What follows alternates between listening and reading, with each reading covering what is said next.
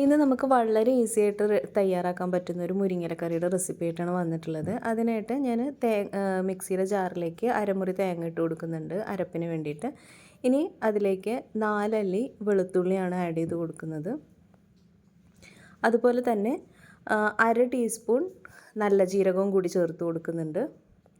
ഇനി ഇതിലേക്ക് 1/4 ടീസ്പൂൺ മഞ്ഞൾപ്പൊടി, അതുപോലെ തന്നെ 1/4 ടീസ്പൂൺ മുളക് പൊടിയും കൂടി ചേർത്ത് കൊടുക്കുന്നത്. എരിവ് വേണ്ടവർക്ക് അത്യാവശ്യം ഇടാം കേട്ടോ. ഞാനിപ്പോൾ അതിൽ ആവശ്യത്തിനുള്ള വെള്ളം കൂടി ഒഴിച്ചിട്ട് ഇതുപോലെ നന്നായി ഒന്ന് അരച്ചെടുത്ത് വന്നിട്ടുണ്ട്.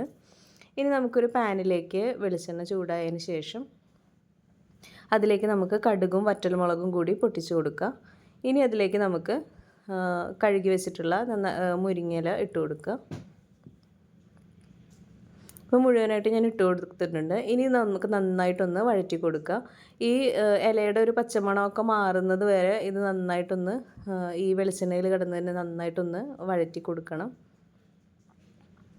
ഇപ്പോൾ കണ്ടില്ലേ, മുരിങ്ങയിലൊക്കെ നന്നായി വെന്ത് വന്നിട്ടുണ്ട്. ഇനി നമുക്കിതിലേക്ക് നേരത്തെ തയ്യാറാക്കി വെച്ചിട്ടുള്ള ആ ഒരു അരപ്പ് ചേർത്ത് കൊടുക്കാം.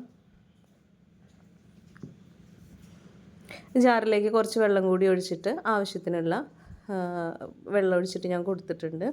ഇനി നമുക്കിതെല്ലാം കൂടി അരപ്പും അതുപോലെ തന്നെ മുരിങ്ങയിലയും കൂടി നന്നായിട്ടൊന്ന് മിക്സ് ചെയ്ത് കൊടുക്കുക.